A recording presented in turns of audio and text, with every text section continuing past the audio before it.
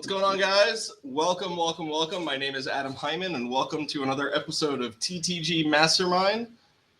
And some of you might be wondering, what is TTG Mastermind? Well, I'm glad you asked. Okay, I'm glad you asked. Excuse me while I open my focus aid. TTG Mastermind is for anyone that has their own business. Anyone that wants to start their own business, is looking to develop their business and professional ideas, people that want to become full-time traders, anyone that's looking to be empowered and supported from where they are right now to where they envision themselves. That is the point of TTG Mastermind. That is what we do.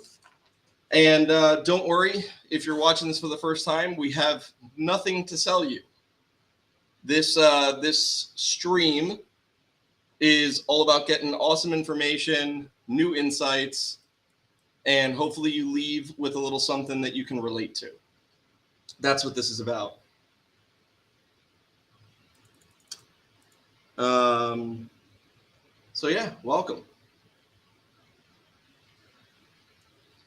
Excellent. Well, somebody in chat has already prematurely commented. This is going to be just Adam jerking himself off again about how he went from broke to meth head to rich, piled up Adderall junkie. Well, no, if you want to see that, you should go to my OnlyFans, and I will be more than happy to show you that if the price is right. So it's up to you. Anyways, moving on. 1 second here while I just get myself situated for today. I'm aware. One moment. And here we go.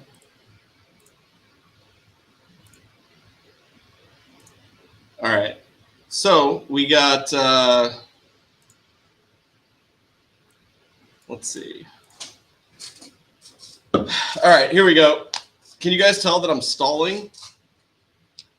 Can you tell that I'm stalling? All right, let's get into it. I honestly don't care what anyone says. In my head, I was trying to make a funny joke because he used the term jerking himself off, and I was like, oh, I can spin that into like an OnlyFans joke, because some people know that I like to make jokes about OnlyFans, but it honestly doesn't matter. I've heard much worse about me, and it's totally fine. You know, it really is totally fine. I'm not somebody that spent their entire life being told a lot of nice things about them. So when you see it, especially from a keyboard warrior online, it means nothing, like less than nothing. And it's insane how, and I was having this conversation with somebody recently. It's absolutely insane how people think that it's a good idea to say the things that they say or do the things they do behind a screen. Couldn't do that before. So, anyways. Now, this person was partially correct. I was broke, and I am an addict, a recovering addict. So the person was partially correct. Not a meth head, not an Adderall junkie, but I was broke, and I am a recovering addict. And I'm going to go into that today, and it's something that I've shared before in other places, and I've shared before, on other podcasts. I was on Logan Paul's podcast, Impulsive. I've been on a lot of other podcasts where I've shared my experience, and I'm glad to do it here as well. And hopefully by the time this is done, somebody gets something from it. Somebody gets something from it. So, where do I begin?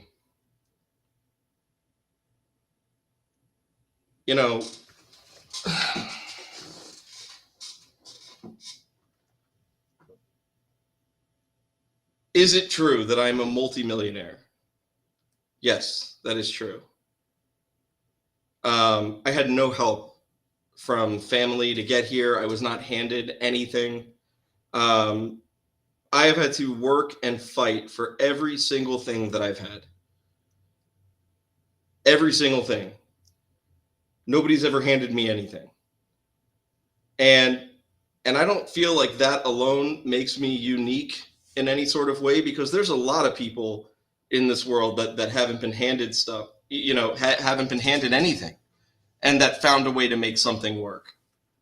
A lot of people have. It's called having grit. It's called having, it's you either have that hustle or you don't. And for a very long time, I use that hustle to find ways and means to get outside of myself by any means necessary.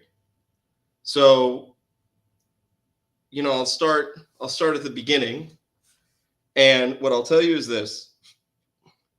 From a so when I was very, very young, had two parents, we were middle class, we took vacations, everything was great, till right around 11, till I was like 11 years old. And my mom split, my dad lost his job, everything kind of went to crap. We had to sell our home. We moved into a 1-bedroom apartment where I'm the oldest of 4. So my other 3 siblings, 2 brothers and a sister, we alternated who got the couch and the bed, and who slept on the floor. And we lived like this for a long time.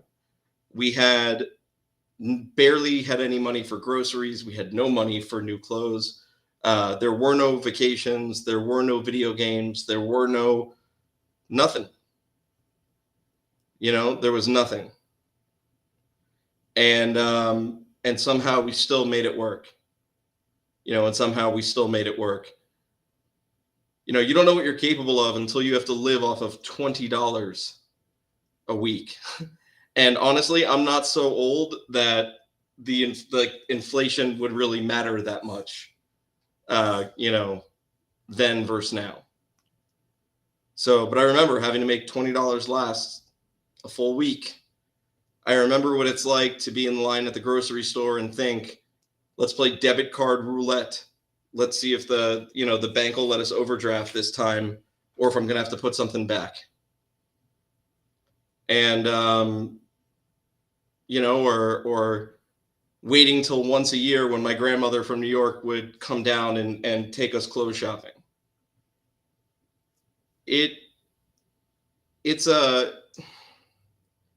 I don't know if anyone knows what desperate feels and tastes like, but that's how I felt for a while.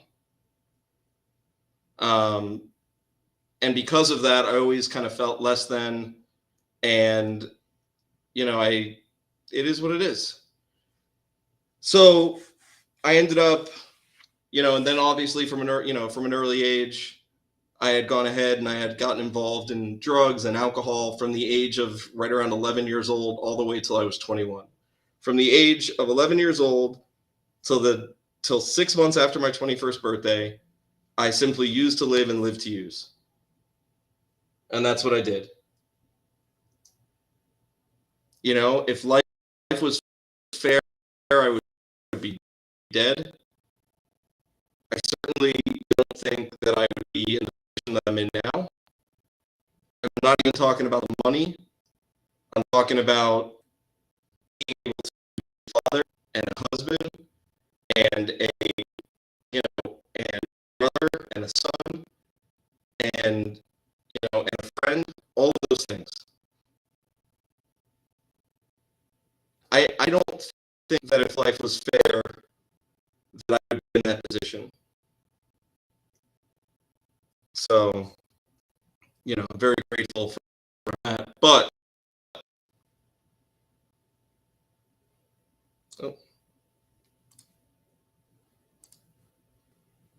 did we lose the stream? I'm breaking up.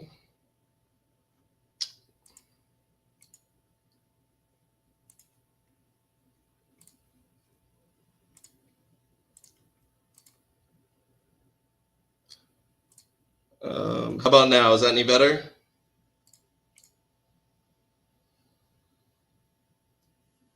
No.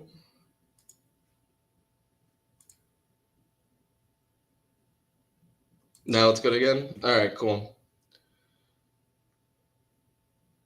All right. So, got it.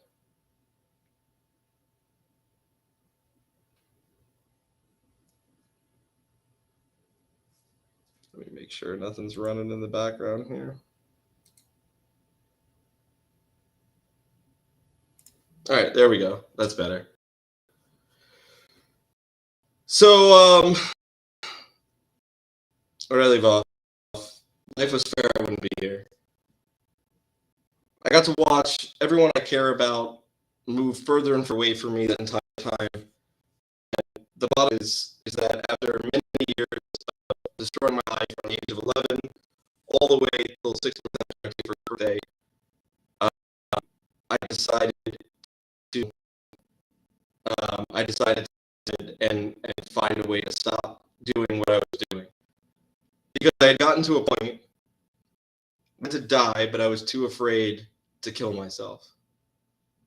But I OD'd, and it just so happened, then, you know, it is what it is. And we're breaking up again. It's the new internet that we have in this office. That's what it is. Yeah, it's coming back now. I don't know what it is. It's definitely the new internet that's in this office. It's really spotty.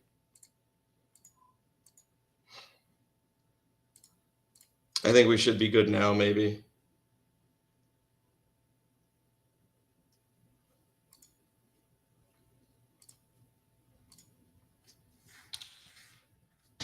Let's see. Good now? All right, great. So what ends up happening is I decide that, you know, I don't know what getting clean is, but I decide that I'm going to go ahead and do, you know, and figure out a way to stop doing what I was doing. And I did, you know, long story short, I found the rooms of Narcotics Anonymous 6 months after my 21st birthday. And I ended up getting clean. I went to a meeting. I picked up a white chip, which is like the starting point. And to this day, still go to meetings. I still have a sponsor. I still sponsor men. And in August, God willing, I will have 8 clean. So just for today, I have not relapsed or anything like that. Yep, it's going spotty again.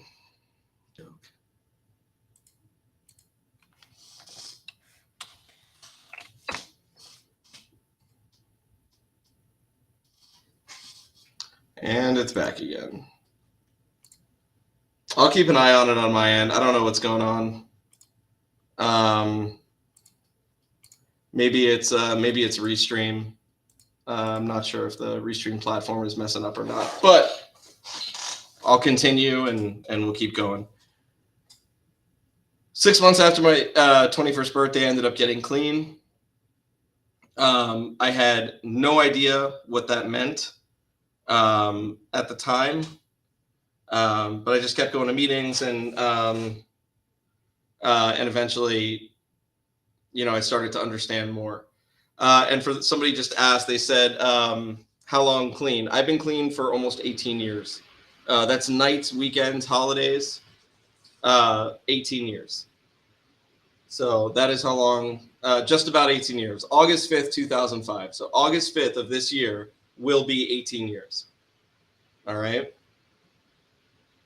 And here's a question. What led you to the decision to get clean? Was there a catalyst of some kind, or you just woke up one day and decided it was time? I really like that question. So, and I encourage you guys, ask questions, please, because we could do that. That's a much better exchange than me just sitting here talking about myself, right? So what led you to that decision to get clean? I felt like a walking empty shell of a human being, man. You know, my whole life, all I wanted to do was participate, but all I got to do was sit on the bench. I don't know if anyone can relate to that, but that's how it felt. My whole life, I wanted to participate, but all I got to do was sit on the bench. And I just wanted to participate for once. I wanted to go to sleep, not pass out. I wanted to wake up, not come to. And there's a big difference between those things. There's a big difference between passing out at the end of your night and going to sleep because you chose to go to sleep because you're tired. And there's a big difference between waking up and coming to and having to take something to do whatever. I was tired of not relating or connecting to anybody else because how could I if I was always on a different level than somebody else was? I was always high. So how could you be on a level with anyone else to have any meaningful connection? You can't. So I had no real connection. I was isolated from people. I couldn't even make simple decisions of, you know, whether or not to go to sleep on my own or to wake up on my own. I had no money. I had no job. I was out of high school at the time, and everyone that I had ever truly loved or wanted to be around had all moved on with their life. Everybody. And the only people around me were people that wanted whatever little bit of whatever was in my pocket, which at the time was definitely not much, or somebody else to slowly kill themselves with. That was it. And I didn't know everything that life had in store or even what was possible, but I knew that I didn't want this. I didn't want this. You know, Joe, put up Hader's question, or Hadar. Somebody said, how did you get the money for drugs? Good question. I'm not going to say my concern one day is that my daughter sees this video before I want her to, but whatever. So my mom was a using addict, right? She had left my dad. She got very sick and she became a using addict for a long time. And when I was using, it was in Florida, there were pain management clinics at the time. And, there was like the Wild West in Florida at that time for that type of stuff. So, it was really messed up and sad, but my mom was my best using buddy. Because, she'd get hundreds and hundreds of prescription pills every month. And, I would go visit her, steal some, leave. I was the type of addict that, I was super gangster because I would steal from my family. Right. So I was like this super gangster that, would rob, steal, and cheat, but like only from the people that gave a shit about him. So, that was a really hard thing to deal with and overcome and everything else. So I had a built-in pharmacist for a little while. And then whatever other additional monies that I was able to get by, showing up at an odd job at Starbucks or washing a car or doing something else, I bought whatever I couldn't get from her. And somehow I made it work. I don't know. It's a great question. When I look back on it now and I think like, man, that took a lot of money, a lot of time, and a lot of hustle. You want to see what real hustle looks like? Go see what an addict has to do every single day to make sure that they get what they need to get right. Right? You go see what that person does on a daily basis in order to have to get right.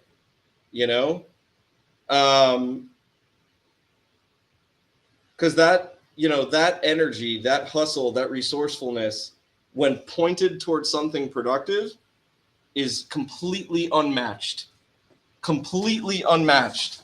Some of the most successful people I know, I'm talking multi-millionaires, huge success, you know, are people that are in recovery. You know, and that hustle that people have when they divert it to something constructive versus something destructive is really fantastic. So I ended up at a point where I didn't know what needed to change, but I know something needed to change. Because I didn't want to live the way I was living anymore, right? There's a saying, it goes, you get sick and tired of being sick and tired. And that's where I was at. I didn't know what the answer was. I didn't know what the answer was, you know, at all. And so, you know, it's funny. My sister is still an active addict. You know, I have enough money put away and enough assets and enough stuff to where, you know, I could, you know, I take care of my entire family today. My mom, my dad, my brothers, everyone, literally everyone. Nobody in my family hurts for a thing. I make sure that they don't. And my sister, I have put in multiple treatment centers, the nicest ones you can think of, the ugliest ones you can think of, everything in between, arrested, not arrested, whatever. My sister, since the age of 14 years old, has been in and out of treatment centers, can't get clean. She's been homeless by choice. Homeless by choice for over 10 years. And the crazy part is that she panhandles right around, you know, in certain areas, and a couple of those areas are literally on my drive to work in the morning. So there are some mornings that I'm literally on the way to work and I see my sister panhandling on the side of the street.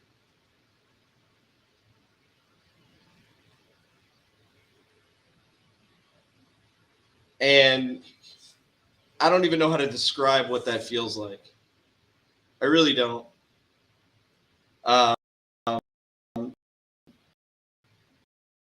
You know, all she ever has to do is put her hands in the air and say that she's done. She'll never for another thing ever again. But I started taking different routes to work to kind of avoid that, you know. So let me tell you something. You get great to see shit on a daily basis, real quick, and so what ends up happening is, you know, but I owe my sister a lot. I owe my sister a lot, man. My sister's a huge reason that I got clean, knows it or not. Whether she knows it or not, she's a huge reason that I got clean. My sister used to go to meetings and rehab, you know, in and out since 14. She used to go to South Miami Hospital. She used to go to South Miami Hospital when she'd go to treatment. So I didn't know that there was such a thing as Narcotics Anonymous, that they had like meetings that met in different places, that there was this big fellowship of people. I just thought that if you wanted to get clean or sober, that you go to South Miami Hospital. That's what I thought. That you just show up there and that is where all things meeting happen, right? So I remember, I'll never forget this as long as I live, man. I had gotten to a point that I was so desperate that that I ended up going to a like a community therapist, like somebody that just kind of takes like pro bono. And I feel bad at this moment. I don't remember her name. If I ever do remember her name, I'm gonna send a care package of flowers or something. Because it's the first person that I got real to since I've been 11 years old. And I go into this woman's office. She's taking on this thing pro bono. I go in there. It's my first time talking to her, and I say, "Hey, how are you?" And I really vomit on this woman, you know, for like an hour and a half, talking about how crazy everything's fucked up, how how I everything. I felt I feel terrible now, but she sat there, she listened, she allowed me to go through it, and then at the end, she had this look on her face, like, yo, I'm not going to be able to help you. And she said to me, she said, I know, she's like, I don't think I'm going to be enough for you once a week, right? I don't think I'm going to be enough for you once a week. And she's like, I think you're going to need some extra help. And I immediately said, you're talking about those meetings, right? Well, I'm not going to quit this or that, so I'm not going to go. But what I did is I remembered that my sister went to South Miami Hospital. And I knew that I needed to change something. So when I left that therapy appointment, I went over to South Miami Hospital. Now, if anyone knows anything about recovery, you know that you can't just like show up some place randomly. There's like a meeting schedule. There's, times and places that these things to happen. And I just randomly showed up at South Miami Hospital because I thought that because that's where my sister went, that is where everything meeting happened. Turns out I showed up 10 minutes before a meeting was about to start. Randomly. Totally random. I showed up 10 minutes before a meeting was supposed to start. And that was pretty wild. When you look back on that later on, you think, what are the chances of something like that taking place? And I went to that meeting. I came home that night, and I got high. And then I called my aunt, who's been clean for like 30 something years, and she gave me a meeting list. And I went to a meeting the second night. That was on a Wednesday, and then on a Thursday, I went to another meeting. I went home and I got high. That last night was a Thursday night. And I remember I'm sitting in the car and I'm smoking weed with my sister. And my sister waits till like our friend leaves the car, and she says to me, hey, I know where you went tonight. She said, I know where you went tonight, and you can't keep going to those meetings and coming home and smoking weed or using, because you're going to be lying to yourself and everybody else there. And I shit you not, I don't understand why that resonated so strongly with me at that moment, but it did. And I said, you know what? You're 1,000% correct. And I went and I gave my sister all the drugs that I had left, and all the paraphernalia, all the everything. And I went down, I found some old journal that I had kept when I was a kid, and I wrote down the word clean. And the next night was August 5th, 2005. I went to a meeting and I picked up a white chip. And it was the first white chip that I picked up, and I've been clean ever since. And ultimately what happened is that I got my wish, right? I got my wish. My wish was to be able to participate in my life, to get off the bench and get in the game. And I started to get my wish.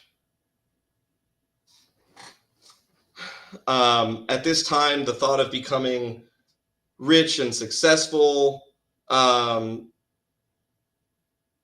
all that stuff, that wasn't even a thought. That wasn't even a thought. It was literally make enough to live. That was the thought. Make enough to live. And you're talking to somebody that, I still to this day can't open a bank account at Chase or Bank of America, or I think it's called, or Truist, which used to be SunTrust, because when I was a kid, my brothers and I would alternate bouncing checks at grocery stores with these bank accounts in order to get food. And to this day, I still can't open an account at any of those banks, which is okay. It's, you know, it's fine. But it's also, you know, you remember where you come from, man. So I end up getting clean and I end up starting to participate in my own life. First thing I thought to myself was, um, you know, stay clean, find odds and end jobs, you know? So I did. I got clean and I started to build, I got a job building pool screen enclosures. So in Miami, that's kind of a big business, um, especially around hurricane season. You build these pool screen enclosures, or you help rescreen them or respline them, and it's hard work, and you're out in the sun all day, and that's what I did. I did that for a long time, and it was decent money. Um, and then I decided to do something different, and then I learned how to lay tile, and I learned how to put up drywall, and then I learned the right way to clean a toilet. I learned how to bust tables. I learned how to get my hands dirty and not attach any ego to the thing that I did, and feel a sense of pride in what I was doing, no matter what anyone else was doing. So just because I had a friend or knew somebody that was an attorney or knew somebody that was a little bit further along in their professional life, didn't make me feel less than. I felt a sense of pride in the things that I was doing because I was showing up. And one of the things I tell mastermind members is that one of the biggest things you can do is to just show up. It is like 80% of being successful. You show up and you're building. I didn't know how to build full screen enclosures. I didn't know how to lay tile. I didn't know how to do drywall. I didn't know, you know what I'm saying? I didn't know how to do any of those things. But I figured it out real quick.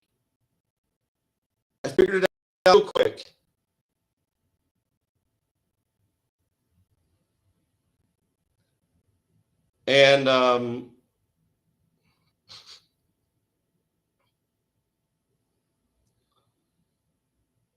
I know I'm chopping up again. I know it's kind of frozen again.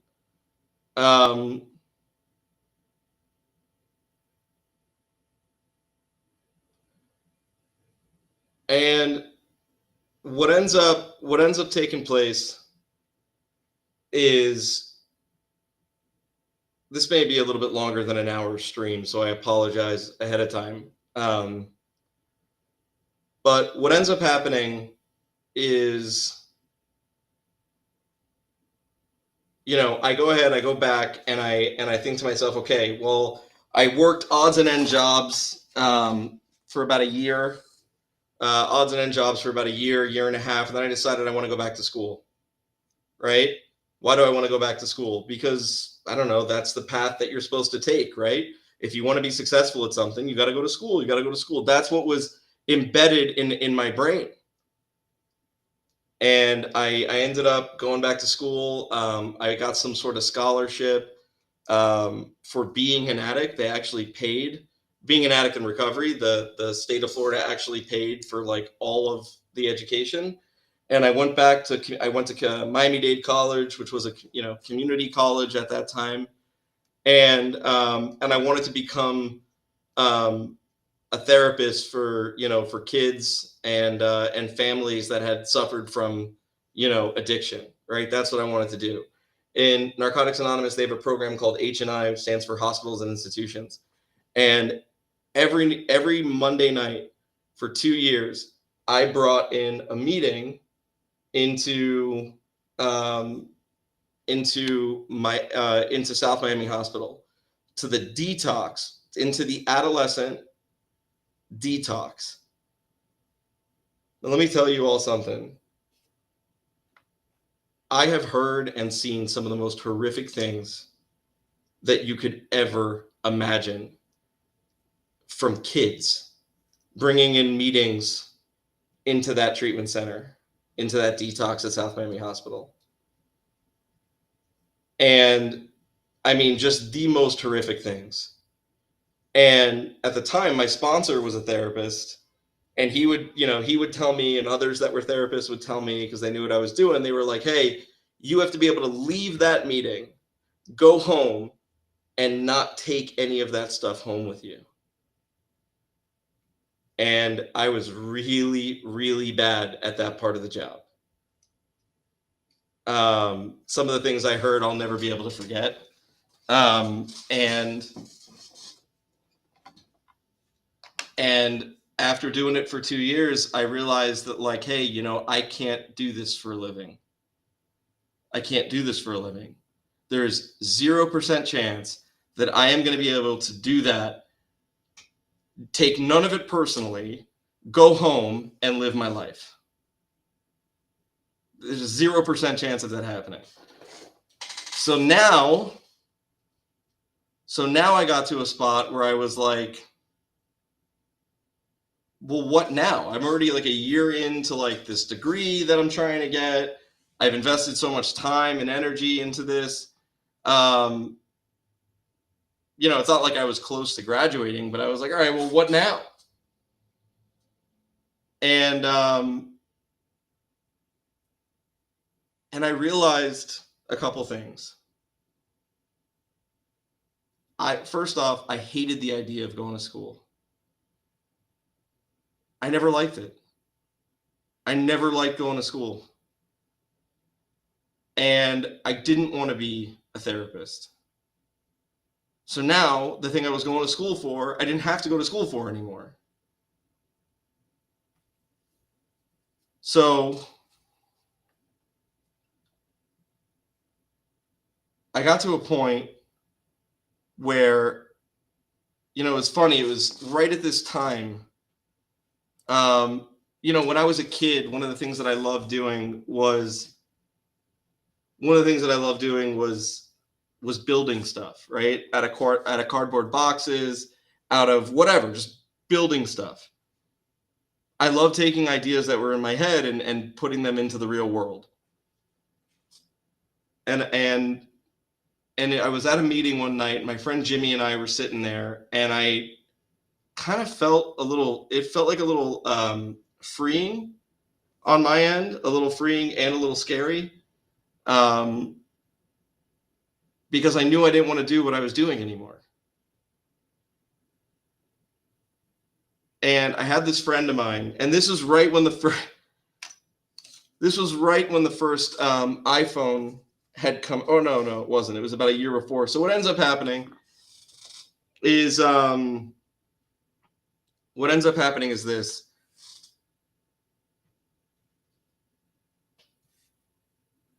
I had this computer, right? In my room at home. I was living in a duplex with my dad.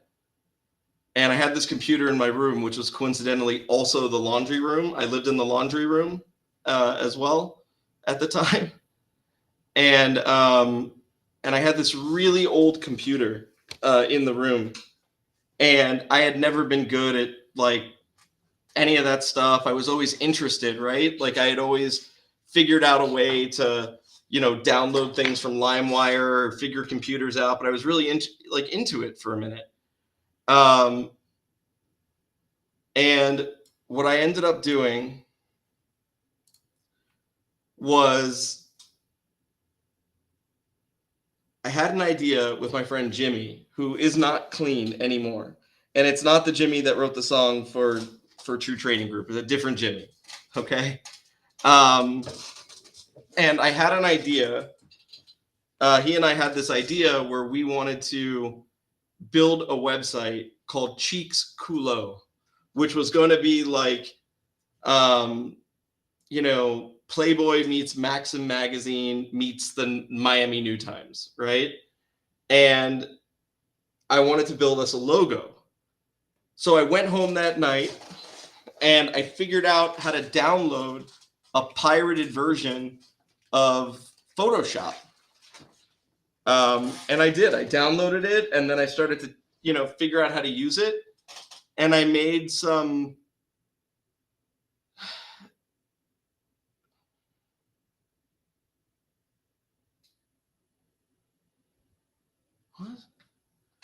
It's crazy. And I ended up making a logo that night. And what really ended up happening that night was that I just figured out that there was a way to take something that was in my head as an adult and bring it into the world in real life using a computer. And that night I fell in love with not design, but being able to create things again. It was the first time since I had been a little kid that I had felt really, really amazing about creating something, and I ran with it. And long story short, you fast forward, this is when I was 23. So you fast forward, I don't know, 3 years later. I'm 26 years old. And what I did for the last 3 years was, with the help of my brother Brett, he would steal books from his school. He went to a fancy private school because he had a basketball scholarship, and he would steal books on web design from his library.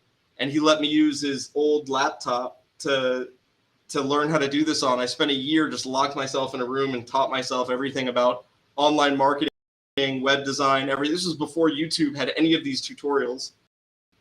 So I had to get books, like actual books. And I had a real knack for it. I ended up starting my first company, and it was a web design and online marketing company. And I got a tremendous amount of lucky things. I mean, just tremendous. That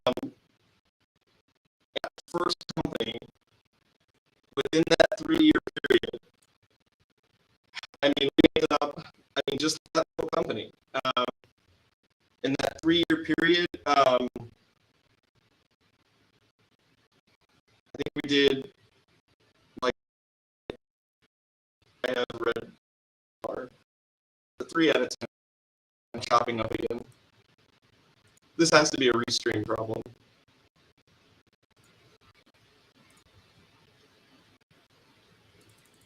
One minute.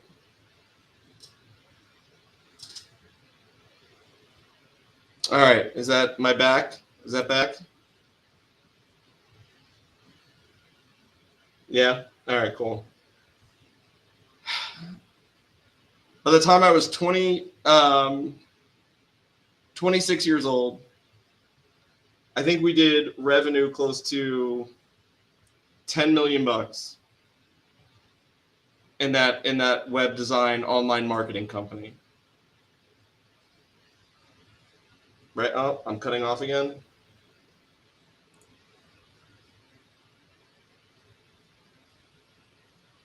Is it good now?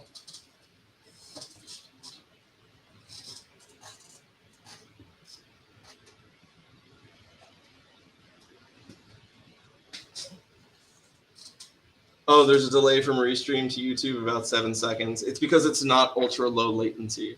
That's why. One moment. I can fix that.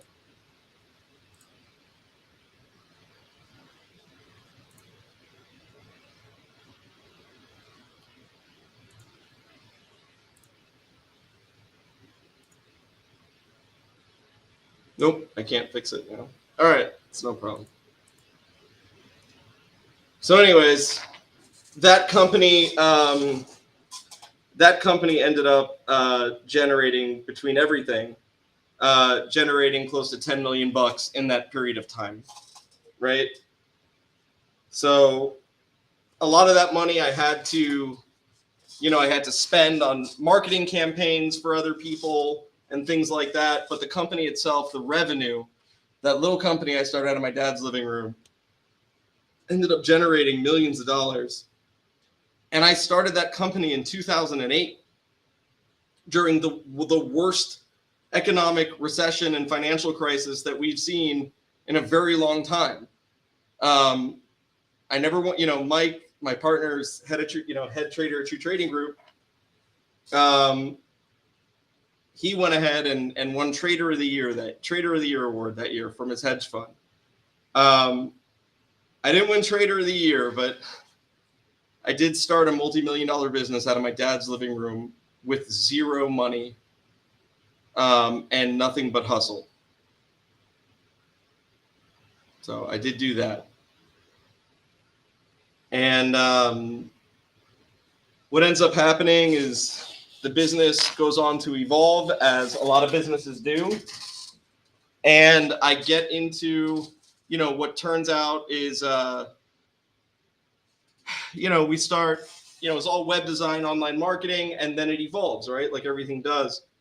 And I remember I was pitched on the idea, because at this point I became very, very good at being able to handle large SEO campaigns, large online marketing campaigns, a lot of big media spends, and people in the industry of penny stock promotion got wind of it, and I knew nothing about the stock market at that time. What I knew about the stock market is that it existed, and I thought you had to be really good at math. I don't know why I thought you had to be really good at math to do well in the stock market, but I did at the time. And the first time somebody talked to me about the stock market, I was like, yeah, I'm gonna stop you right there. I'm not that great at math. I never was, so it's probably not for me. And what they wanted me to do was they wanted me to build these landing pages that collected data and everything else, and email addresses, phone numbers, sites that would get to the top of Google for different penny stock promotions that they were doing. And the amount of money that they were willing to pay for this was insane to me at the time. Right? We were talking like, I don't know. We were talking a lot of money. I would typically charge $3,000 for a basic website, and it would take me 2 months to collect on that. They were paying me over $3,000 a week just to build landing pages and get traffic to them and have people put in their email address. I didn't understand why it was so valuable to them at the time, but I knew that I wasn't breaking any laws, and that it was the most money I had ever made in my entire life. Because a lot of the other monies I had to put back into campaigns and do other stuff with. This was all organic. I got to pocket a lot of this money. And then that business grew, and eventually everyone that I knew at the start of that business ended up either fleeing the country or getting arrested or leaving the business. For those that don't know, penny stock promotion is an incredibly, incredibly dirty business. And they found me because I was working, I was doing online marketing and websites and all sorts of stuff for this dental office. Well, they were one of my clients, and it was a woman that was that is the dentist, and her husband was the manager of the whole practice. It was a very, very big, successful practice. And the husband was offered to become CEO of a public company, of a penny stock. And the husband brought me along with him. He's like, hey, I'm going to give you, a chance to do this over here, and they're going to pay you a lot of money. And, because I had done very well for them. At the time, it was much easier to drive traffic on social media. So they would pay me $1,300 a month as a maintenance fee. And I had many clients that would pay that, but they would pay me $1,300 a month as a maintenance fee, this company. And within 6 months, I brought them $280,000 of online sales for a $1,300 a month budget. So why did my business do so well? It was very simple. I was putting numbers on the board for people. These businesses would tell their friend, that would then tell, their other friend, their business. And I got to a point where I would only take clients by appointment. I got to a point in that business where, I mean, I was cleaning out my old office over the weekend. I found one of my original business cards. I haven't had to use a business card in over 10 years. Haven't had to advertise like anything, like, you know, not for that. So then I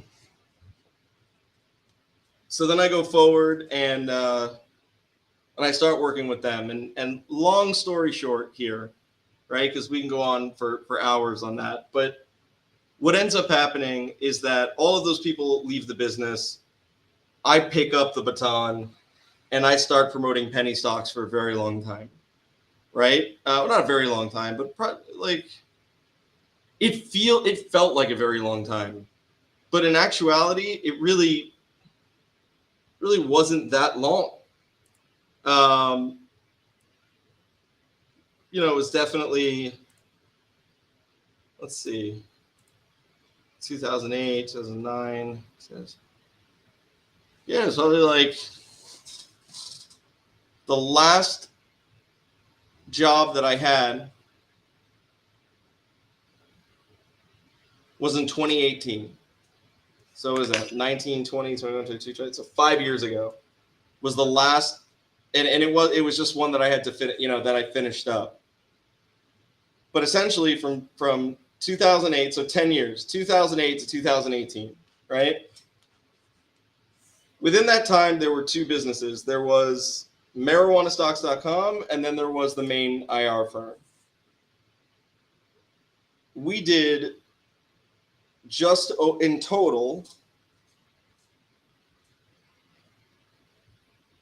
I don't know, something like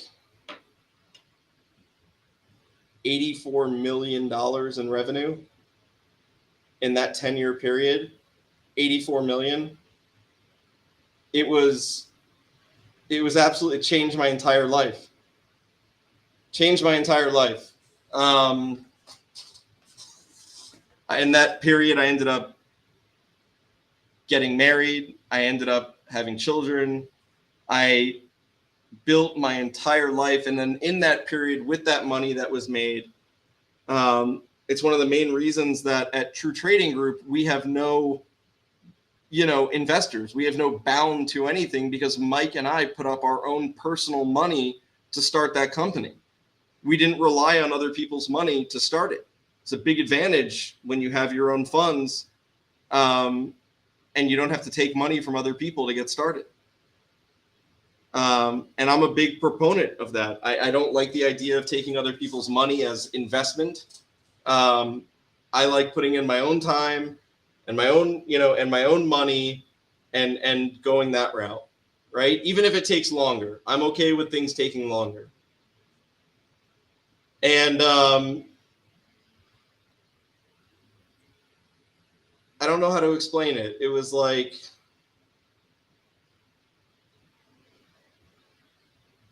everything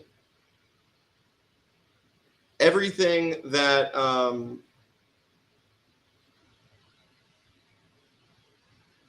it was so insane. Because that was never the goal, right? I want to be crystal clear. I just loved doing what I was doing. You know, with the penny stock stuff at the beginning, I had a couple guys were like, hey, you want to learn how to do, you know, online pay-per-click marketing? Here's my black card. Don't spend more than $25,000 a day. Go to work. Figure it out. I mean, for someone that's into internet marketing, that's a dream scenario. You know, what a wild experience that was. And, you know, that was a really wild experience. And I learned how to do it like that, right? And then along the way, you know, I had a brilliant idea, right? So in penny stock promotion, you're judged on the volume that you bring in, because these stocks that they would get you to promote, they don't trade a lot. Some of them trade $0 a day. So, you know, very early on, it was explained to me, and this was all supposed to be hush hush and under the table, that we're going to give you $1,000, or we're going to give you 5 or 10. You know, let's use 10,000 as an example. We're going to give you $10,000 to market this company for a day, for a week, whatever it is. The company trades no volume, just a dead stock, doesn't trade anything. Nobody's interested. Nobody knows about it. We're going to pay you 10 grand. We don't care if the price goes up, if the price goes down. We just want to see interest.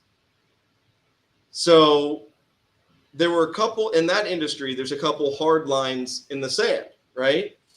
Hard lines in the sand. You don't front load anything. Front load means you don't go out and purchase a stock before you promote it. You don't own shares of it and not disclaim it and then sell into your own promotion. You don't do that. And you don't wash trade. And wash trade is a very different meaning in that business. What wash trading means is that you, let's say myself and a buddy of mine both have, you know, he's got a TD account and I have an E-Trade account. Now, if I coordinate with him the trading and I tell him, hey, go on the bid, I'm going to go on the offer, and we're going to buy and sell back and forth to one another to minimize loss so that we don't lose a ton of money, because you lose a lot of money. When you buy on the ask and you sell on the bid, you're losing money. But you'll minimize loss by coordinating with somebody else, right? And then at the end of the day, you say, okay, well, this is what's there. So those things were big, big things that you couldn't do. I saw tons of people get in trouble for doing these things. Everyone thought that they were smarter than the next person, that they were going to somehow hide it and conceal it, and nobody ever did, and everyone always got in trouble. All right? It was just is what it is. So I knew that all of those things were off the table. You just don't touch them, and I never did. But this one day, I thought it was like a brilliant idea, right? Brilliant. What if somebody gives you 10 grand and you take a portion of that and you put it into a trading account and you buy on the offer and you sell on the bid, but you don't coordinate anything. You just buy and sell and buy and sell. It generates some volume. Then you have ads going and then everything runs, and there's no wash trading because you're not coordinated with anything. That's great, right? You get the job done, everything else. So at the time, you know, I had seen a lot of people get in trouble. So what I did is I went to my attorney at the time and I sat down with, it was a woman at the time, and I sat down with her and at the time and I explained it. She wrote a little disclaimer for it, said it was okay. And then shortly after, I got another attorney and I sat down with him and I explained everything in great, great detail. And this is before I even did it. And I said, this is my idea. This is what I want to do. And the reason I want to do this is because it'll jumpstart a campaign. I could write off, and he's like, you're going to lose a tremendous amount of money. And I was like, no problem. I'll write it off as an expense. Right? That was my thinking. I didn't care if I lost that money because it guaranteed the next job. So I said, I go, but I'm not going to do this if it's illegal, if it's not okay. And he went back and did research, came back and wrote me an opinion letter, which if you're a lawyer, an opinion letter is a big deal, put on paper that he did not feel that in his experience as an SEC attorney, that this was in any way against the rules. So I went ahead and I was like, well, that's great news. and I ran with that for a little while. And over the course of, I don't know, from 2000, I think it was 2015 to, or it was even before that. It was from that point till like 2015 or something like that. I had gone ahead and lost $1.25 million doing that. But for us, we had made all that other money because, we were able to execute on the job. Now, at this time, I'm thinking I'm this great innovator. I'm rolling high. We're able to get in all these big budgets, all these big deals. Everything's great. A couple things happened that started to unravel, right? What ends up happening is this. It's 2014. I'll never forget it as long as I live, because in 2014 is when I incorporated True Trading Group. By incorporating True Trading Group, I made the promise to myself that I was done with penny stock promotion. And I'll tell you why. I go out on a deal to promote this penny stock. And when you have an email list, a penny stock email list, you don't know anybody that's on that list. It's not like talking to people in True Trading Group. You don't know anybody.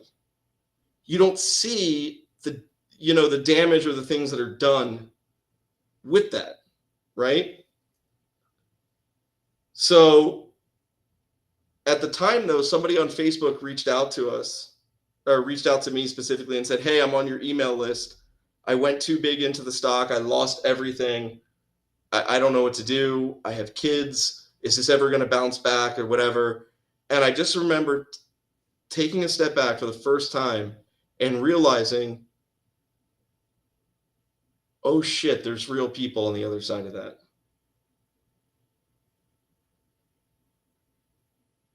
And that message has absolutely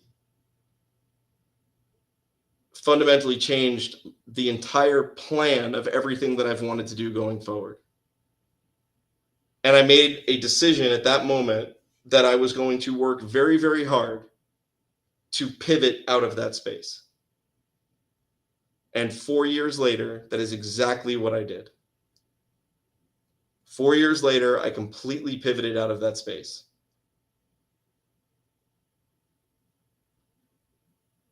And it was a very interesting 4 years. So at this point, I got at this point, I'm in a way that, I got tons of money in the bank. I got this big business. I'm flying all over the world. I'm doing deals in Dubai and Hong Kong, and I'm respected in the space and everything. And I'm like somebody, right, in my head. And at the time, that idea of doing the buying, right, and the buying and the selling in those deals, something seemed very off at that, with it, because it's so weird. The trading accounts kept getting shut down, and the attorney just kept saying, hey, it's just their internal compliance. It's nothing. Well, after the second or third one, I didn't really buy that excuse anymore, and I stopped doing it on my own. I was like, I don't want to mess with this anymore. Obviously, something is not right. So I stopped. Well, like I said, this business is that business is super shady, and you're not always dealing with the top brass or the most above board people in that business. And it just so happens that there was a group of people that I had worked with. I did not know how bad they truly were, or how below board they truly were at the time. And when I did find out, I completely stopped working with them. But what ends up happening is that the SEC comes knocking, right? The SEC comes knocking, followed quickly by the Department of Justice. And this was 2000, and this was, oh God, when was this? This was 2018. And I got my first subpoena in 2018, and it was questions all about the people that I had, worked with. It wasn't really about us. And at this time, my deepest, darkest secret was that trading account, right? Was, because I was more concerned. I didn't want my clients to know. Because I had opinion letters from an attorney, so I didn't think I could do anything, there was anything, wrong going on there as far as legally. So then my attorney, I get the subpoena, he looks at it, whatever, we answer it, fast forward, they thought, or the Department of Justice and the SEC thought that I was laundering money, because this is crazy. Nobody in their right mind would voluntarily lose that amount of money. They couldn't understand why we chose to lose that amount of money. They had never seen it before. Right?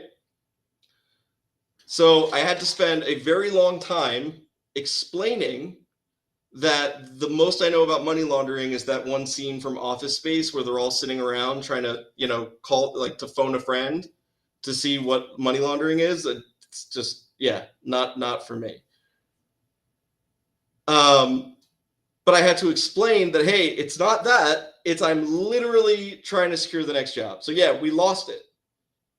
And it was just a marketing expense because look at all the other money that was being made. Anyways, you're supposed to be innocent until proven guilty, but when that stuff starts happening, you are definitely guilty till you can prove your innocence. And I'll tell you this. I thought it was just the SEC, and then it turned out to be the DOJ. And at the time, I had just purchased my first home.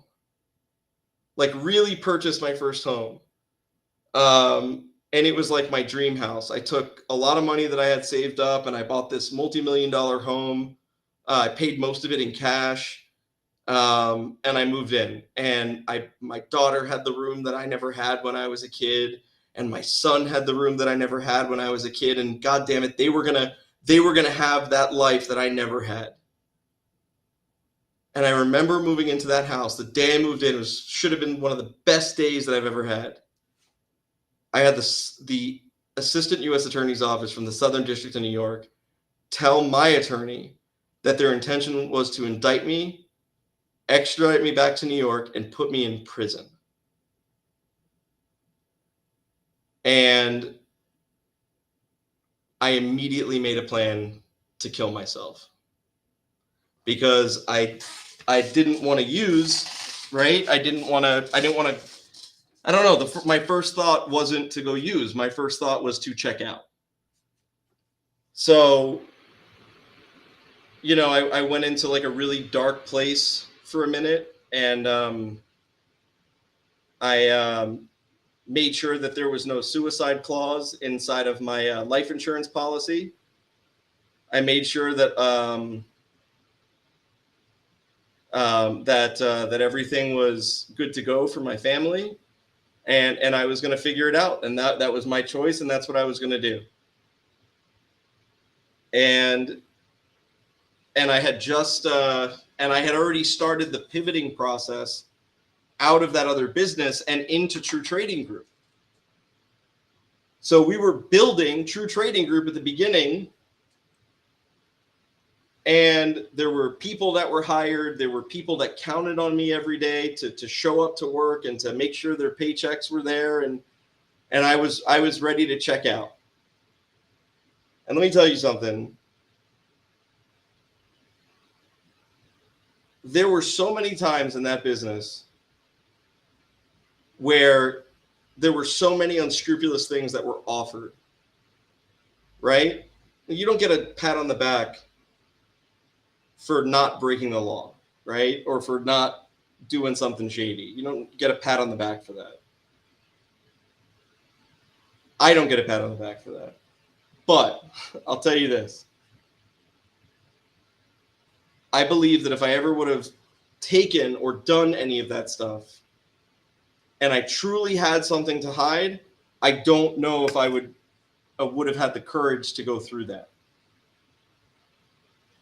I don't know, and I'll never know because I wasn't in that position. The reason that I came to my senses and didn't check out was because I knew that I had done nothing wrong. That at best, this was a misunderstanding, and at worst, this was bad legal advice. And that I live in the United States and not a communist country, and they can't just throw you in jail for something that you didn't do. You actually have to have evidence and proof, and you have to actually have committed those things to pay consequences for them. And that's what my sponsor and I spoke about at the time. You know, he's like, hey, is this, you know, be honest with yourself. Is this what it is? And I was. So then what I did is, because the DOJ never tells you that they're coming to pick you up, right? They don't tell you when. They just say that, you know, they you know, that's their goal. So I was told by my attorney that if they do come to pick you up, they're going to pick you up first thing in the morning. So what did I do for months? Well, for months, I had a bag packed by the door. I would get up first thing in the morning, take a shower. I would wait until the sun came up. And if they didn't come over the fence of my house, then I knew that that was the day I got to go to work. And that is exactly what I did for months.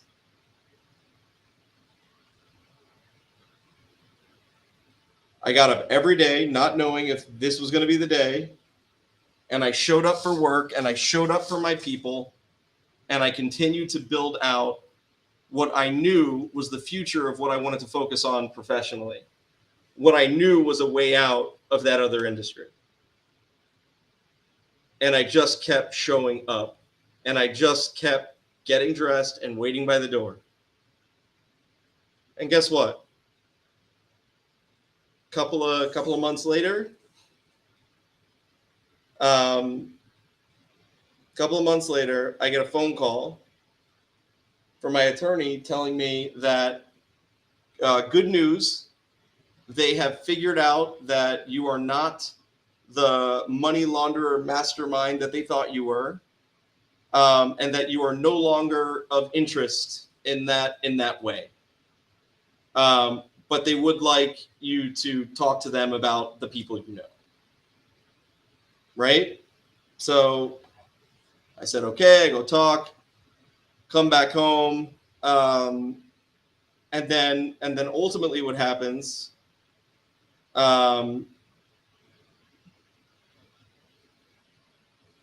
is that, you know, they never say like, hey, I'm sorry. Nobody says, hey, I'm sorry. We were wrong about you. But that's okay. I didn't need it. But I did get a letter of non-intent, saying that, hey, we have no intention to do anything. Go about your life. Thanks for the help. Good luck to you. And that's it. So very fortunate. And that's it, right? I got, and then I just spoke to the SEC for a bit. And then it turns out the SEC found out about my deepest, darkest secret, which was that trading account. And at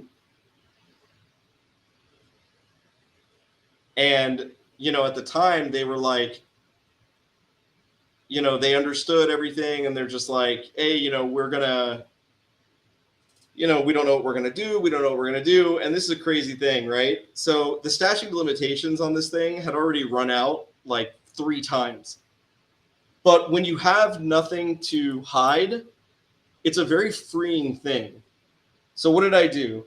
I signed 3 different tolling agreements, 3 different times, which means that the statute of limitations has run out, but here you go. Here's another 6 months. Keep going.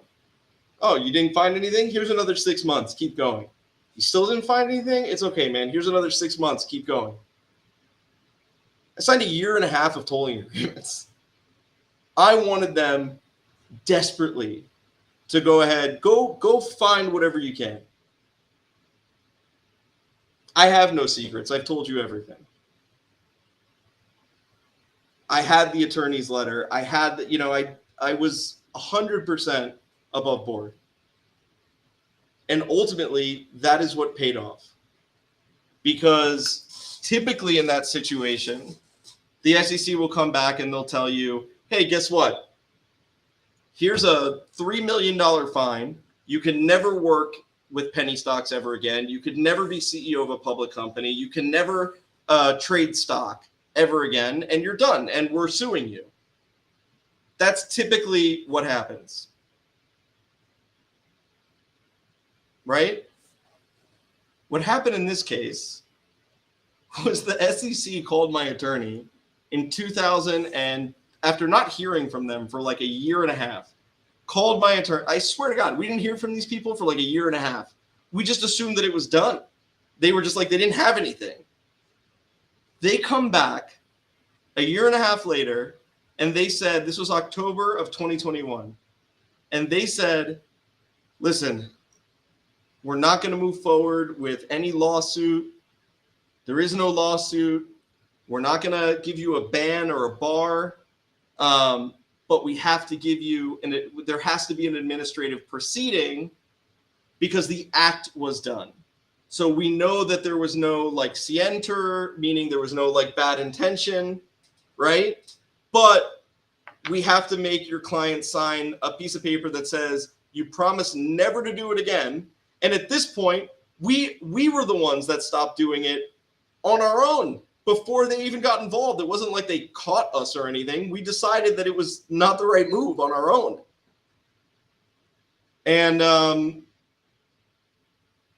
And yeah, they came back and they said, listen, you know, we're not gonna go ahead and you know, we're not gonna file a lawsuit. There's no litigation. There's no ban. There's no bar. You can continue to promote penny stocks. You can continue to, you know, you can be CEO of a public company. There's no restrictions on you as long as you promise never to do it again. And pay this $1.25 million fine. They fined us for the exact amount of money that we had lost. And we took the deal. It was an administrative proceeding, which is the equivalent of like the world's most expensive parking ticket. And that's what we did. You know, I ended up paying it. And it was done, and it is done. And it had nothing to do with your trading group. This was all related to that first business. And it's so crazy, right? Because at the time, my biggest fear was getting a ban or a bar, because what if I can't promote penny stocks? I don't know how to do anything else, right? It's bullshit.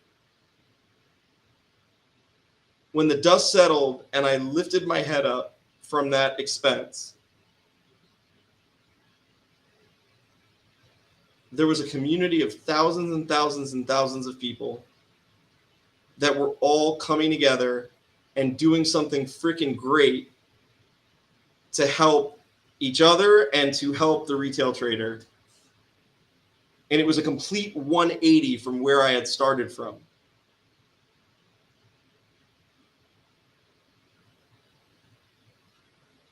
A complete 180 from where I had started from.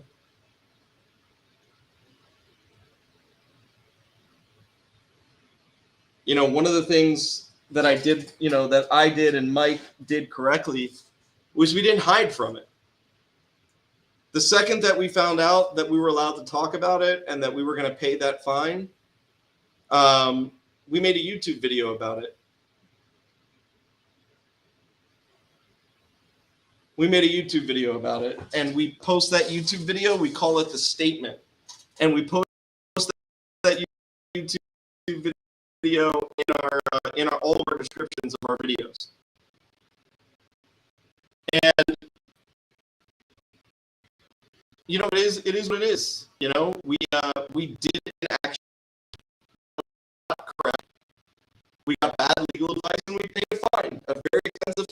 kind of fun. And I gotta tell you,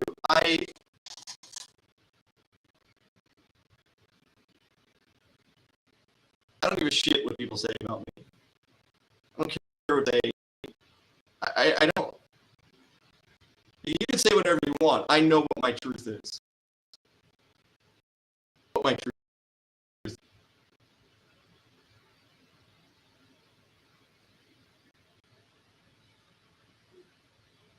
I know it's choppy. I'm waiting until it clears up a bit. This has got to be a restream thing.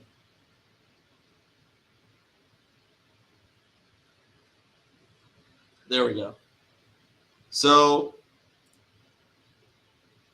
no? Still choppy, still choppy.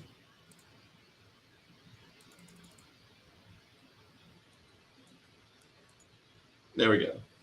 All right.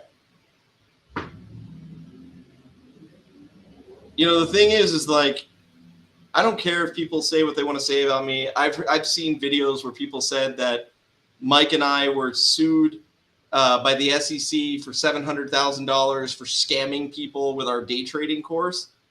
That's absolutely insane. That person obviously doesn't know how to read because these are all public filings. Everything I'm saying is literally public record, so it doesn't take much of an effort to see it. But the point is that I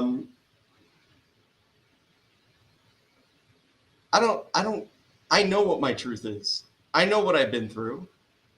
And anyone else that says anything different, I really don't. It doesn't bother me. It doesn't bother. Like, so you know, somebody makes a video, right? Somebody makes a video.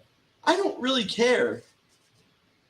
You know, why waste time, you know, making responses, going at anybody for what?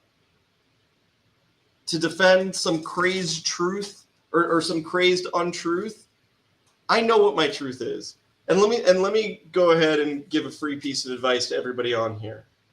If you're good at what you do, if you're honest with people, if you treat people fairly, if you give them value, and they in turn become successful, there could be a line of people saying that you're full of crap and that you're a scam and that you're a shill and that you're garbage. But guess what? There may be a line of people there, but there will be a giant line of people around the block trying to work with you. Always.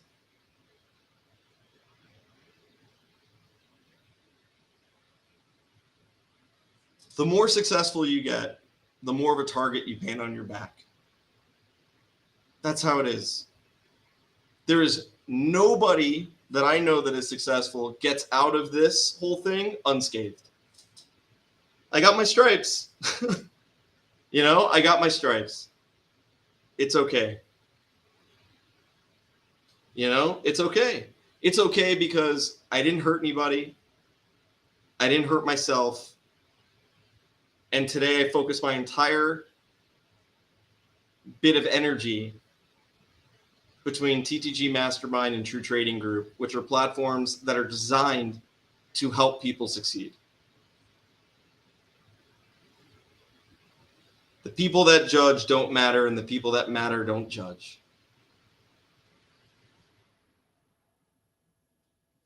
Ain't nobody on this live stream, and there's nobody that's going to watch this later that hasn't had some experience where, you know, there were, you know, where they had a misstep or something. It's normal.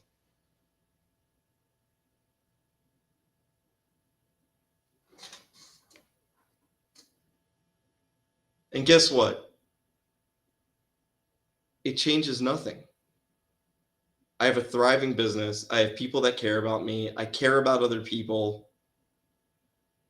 I continue to grow. I continue to work. And I continue to build something. It's literally that simple. Half the people that talk the crap that they talk couldn't make it a month. couldn't make it a day on my worst day. They couldn't do what I do.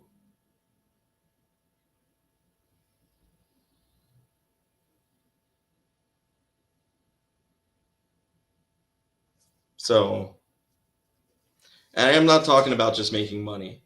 I'm talking about persevering. I'm talking about staring down the barrel of addiction, staring down the barrel of having everything and thinking that you're going to lose everything. Having to show up every single day, knowing that today could be the absolute last day of everything that you worked for.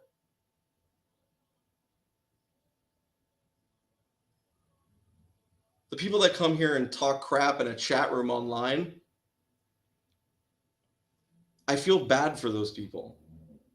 People that make those other videos slamming other people, I literally feel bad for those people. Because without people like me, you have absolutely no worth.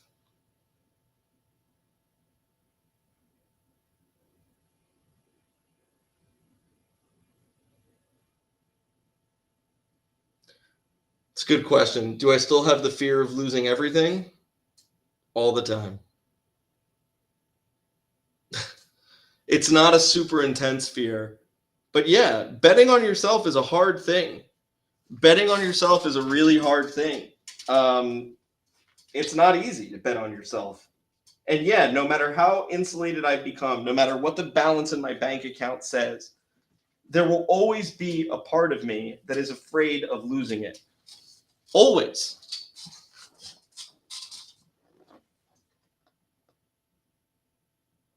You know, and I think that's normal. Then there's healthy fear and there's unhealthy fear. And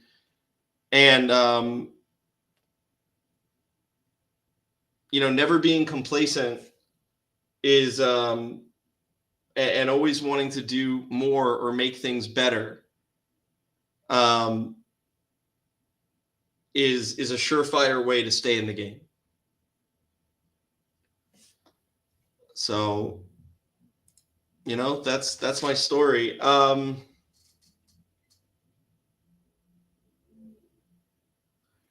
take some questions if anyone has any questions.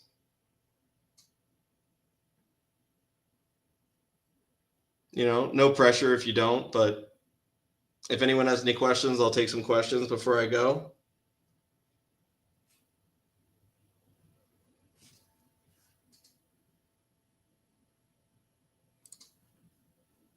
I know there's a little bit of a delay.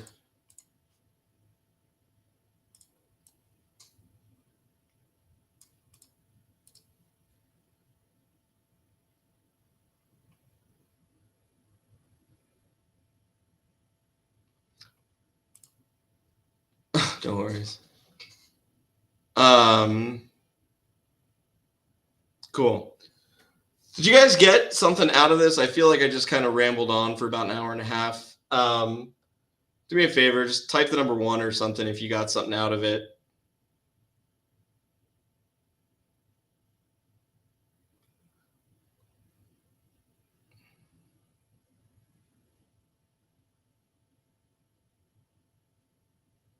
How did I regain my motivation?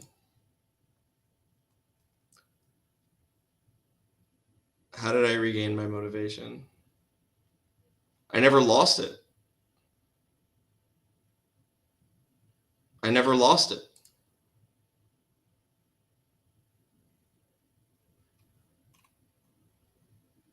That's funny. It's one of the things, you know.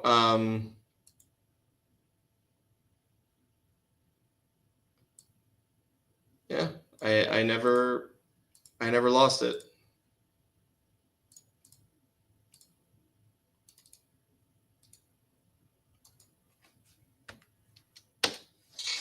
It also helps to know that there was nothing else there, right? Like I said, if I think that if I were to have ever, if I think if I were to truly have done something wrong, I think it might have been a different scenario, right?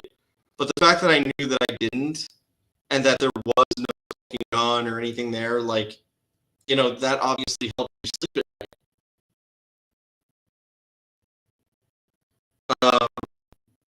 you know, where is it? Where is it? Where is it? Where is it? Why can't you get off with bad legal advice? Because the act was still done. The act was still done. I signed privilege away. I don't know if anyone's here in the legal field. Signing privilege away from your attorney is a big deal. I signed privilege away to let them go talk to him. I was like, hey, no secrets here. I signed my privilege. And I don't know if they ever found him or spoke to him or anything. I had no idea. He was a really old dude. He dead for all I know. I have no idea. Zero clue.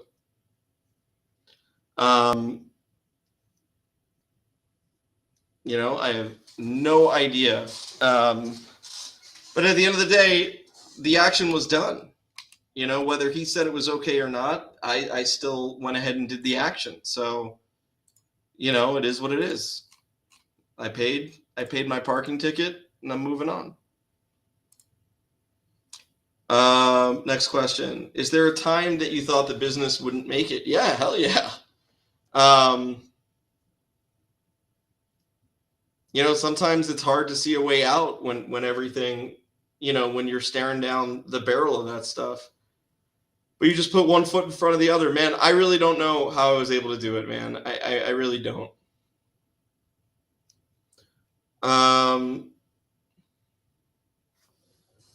Let's see. See if there's another question here. Here's one. The thing you are most proud of. The thing I am most proud of. I am most proud that I can be a part of something and do something that if I ever get invited to career day at my kid's school, I will be proud to tell them what I do for a living. And that was something that I always wanted to do, or that was something I always wanted, or I was always concerned about doing, because I didn't want to show up at her school and be like, oh, daddy's a penny stock promoter. You know, it was like a B version of Jordan Belfort, except without the drugs and all the illegal stuff and far less money. You know, I didn't want that, man. I really didn't want that. And today I can show up and I can say that I've created educational platforms that deliver tremendous quality to people that are actually helping to change people's lives, that are helping to change thousands and thousands of people's lives. And I can be real damn proud of that.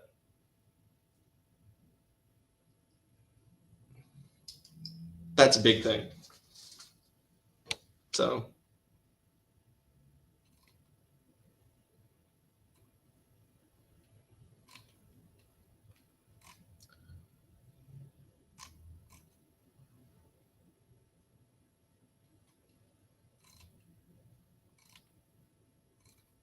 Trying to see if there's anything else.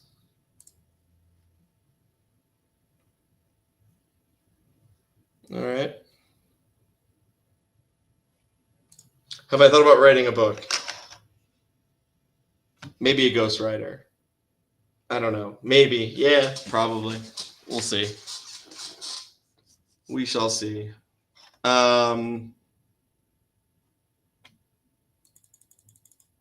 I felt like this was all over the place. I really hope you guys got something out of it.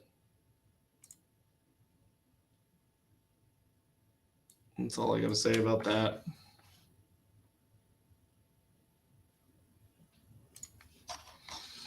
I appreciate you guys being here. I appreciate you guys listening. And yeah, you know, I'm taking my years of experience in entrepreneurship and everything else and working with people over at TTG Mastermind. And I think it's great. It's super rewarding and I love doing it. And I'm going to keep doing it. And hopefully that turns into something too. So I appreciate you guys. Don't forget to like and subscribe. All right. And it's not necessarily brave. Somebody said, thanks for being brave and sharing your story. It's not brave. I've shared this story. This is just who I am, man. This is my truth. This is who I am. This is who I am. This is my story. This is the truth. This is who I am. That is it. So it's not brave. There's nothing, my story isn't even all that unique. A lot of people have stories that are, that have these type of things going on. And it's just who I am. It's just the truth.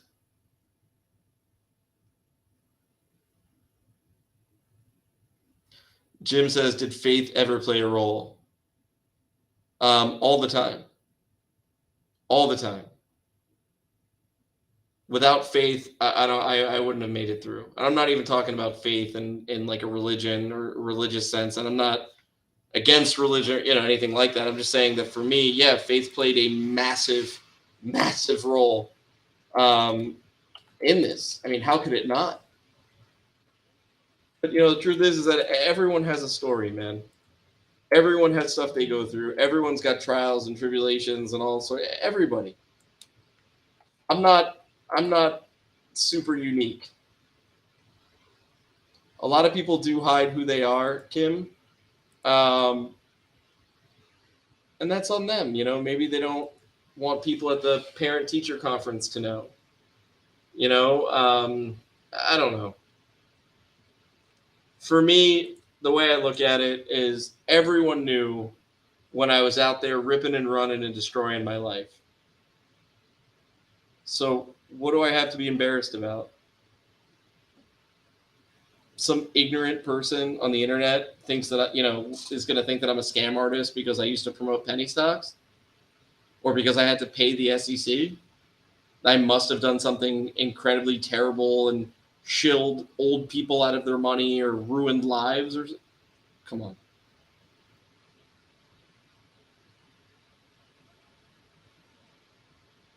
This is just,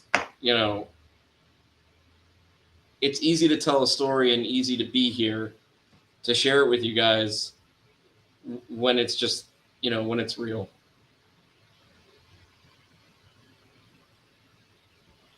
I don't really, I don't hide who I am.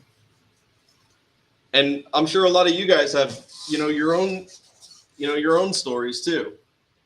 And your own stuff going on. I'm sure of it. So, I've been very successful in this life so far. I'm still very young. I got a lot of time left. There's a lot of things I want to accomplish. I have the team. I have the resources. I have the motivation. I have the support in order to do it. And I'm going after what I want. I got a very aggressive plan for myself and for my businesses in the next 10 years. And it's something I'm going after, and whoever wants to be a part of that can be a part of it. And whoever doesn't want to be a part of it, sit on the sidelines and watch. It'll be great. I'll send you some popcorn. You're going to want to enjoy that show.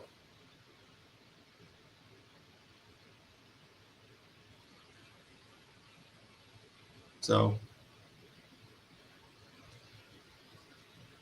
I appreciate you guys very much for being here and for listening. And I don't know when we'll do this again. We don't have an exact set schedule, but make sure that you're subscribed to the channel, smash the like button, maybe share the stream, do whatever you want. And that's it. All right. Thank you for being here. I am going home. All right. I am going home. Have a good night, guys. Thank you.